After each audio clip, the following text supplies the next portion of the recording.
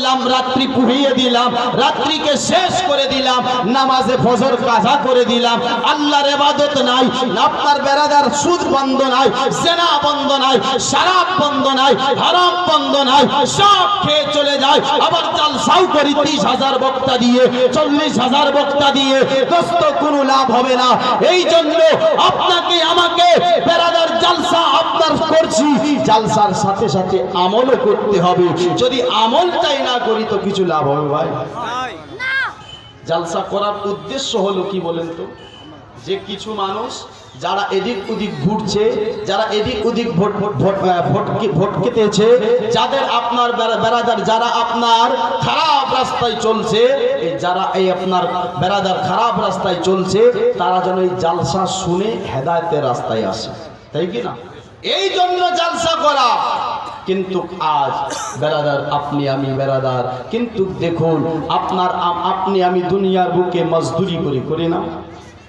মজদুরি করলে খেতে পাই নাকি? 300 টাকা পাই, 500 টাকা পাই, কেউ ব্যবসা করে, কেউ আর কিছু করে। কিসের জন্য? এই পেটের জন্য নাকি? পেটের জন্য বেরাদার আপনি আমি সব কিছু করি, আপনার হারাম হালাল কিছু বুঝি নাও, এবং কি মজদুরি করি, মাথার গাম পায়ে পর্যন্ত নিয়ে যাই। কেন মুসলমান? একটাই কারণে, শুধুমাত্র আজ খাবো কি, কালকে আজকে খাবো, কালকে কি খাবো, কাল খাবো, পরশু কি খাবো।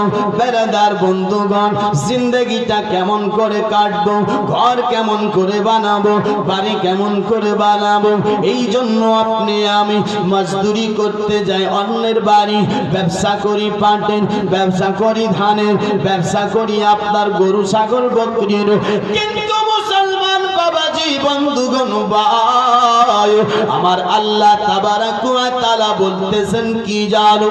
আমার আল্লাহ বলছে, বান্দা একবার আসো, একবার আসো, তুমি তো পেটের দায়ে আপনার দুনিয়ার বুকে মজদুরি করতেছ।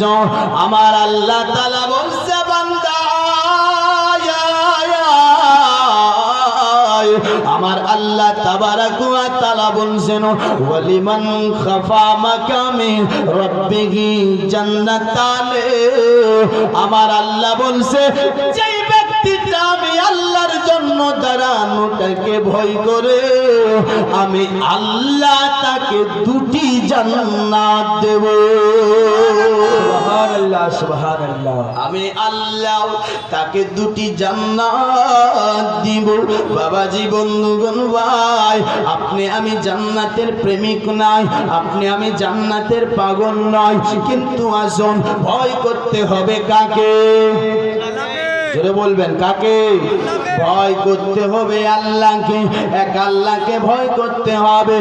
আর যে ব্যক্তি আল্লাহর হয়ে যায়, দুনিয়াতে কেউ তার ক্ষতি করতে পারবে না ভাই। পারবে?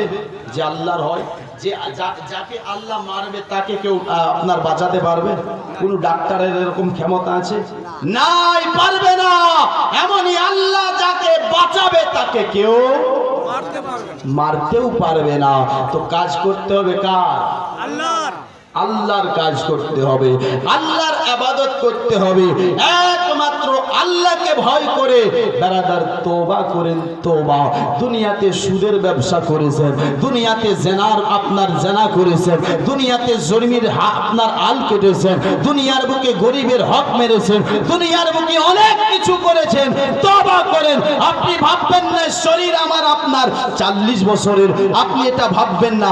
এই শরীরটা আছে, আপনার খুব তাকত আছে, খুব শক্তি আছে, টাকা আছে, পয়সা আছে, এই জন্য আপনি আজ বাহাদুরি দেখাচ্ছেন। কিন্তু এই বাহাদুরি আপনার 40 বছর, 60 বছর, 70 বছর, 80 বছর, তারপর আর আপনার আপনার কারিগরি খাটবে না, আপনাকে অন্ধকার কবরে যেতে হবে। যে কবরে সাথী নাই, যে কবরে বাতি নাই, যে কবরে লাইট নাই, যে কবরে দরওয়াজা নাই, ওই কবরে আপনার স্থান। তো এই ঘর, দুনিয়ার ঘরটাকে টাইলস লাগিয়ে কোনো লাভ নাই, দুনিয়ার ঘরের মধ্যে মার্বেল লাগিয়ে কোনো লাভ নাই।